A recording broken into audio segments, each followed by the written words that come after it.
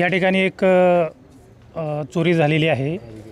या ठिकाणी घरातून जवळपास 6.8 तोळे म्हणजे 68 ग्रॅम वजनाचं जे सोनं आहे त्याची चोरी झाली आहे। त्याचबरोबर नगद कॅश 35,000 रुपयाची चोरी झाली आहे। घर हे या ठिकाणी बंद होतं। त्याचबरोबर घरामध्ये केअरटेकर नाही, त्याचा फायदा घेऊन चोरट्यांनी या ठिकाणी चोरी केलेली आहे। सर किती नेमके चोरटे होते, काही आले का CCTVमध्ये? CCTV फुटेज या ठिकाणी उपलब्ध नव्हते। आजूबाजूच्या CCTV फुटेज चेक करणं चालू आहे। जसं त्या माहिती प्राप्त होईल तसं आम्ही तुम्हाला माहिती देऊ। तर काय काय चोरीला गेलं नेमकं काही? या ठिकाणाहून जवळपास 6.8 तोळे म्हणजे 68 ग्रॅम सोनं गेलेलं आहे आणि कॅश 35,000 रुपये कॅश गेलेली आहे। घटना कशी समोर आली सर नेमकी?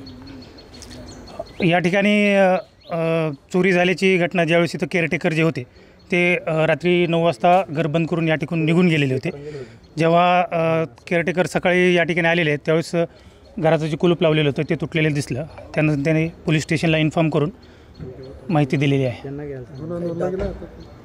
सर डॉग स्क्वॉड किंवा फिंगरप्रिंट्स वगैरे? बरोबर, डॉग स्क्वॉड आणि फिंगरप्रिंट त्यांचं काम करत आहेत।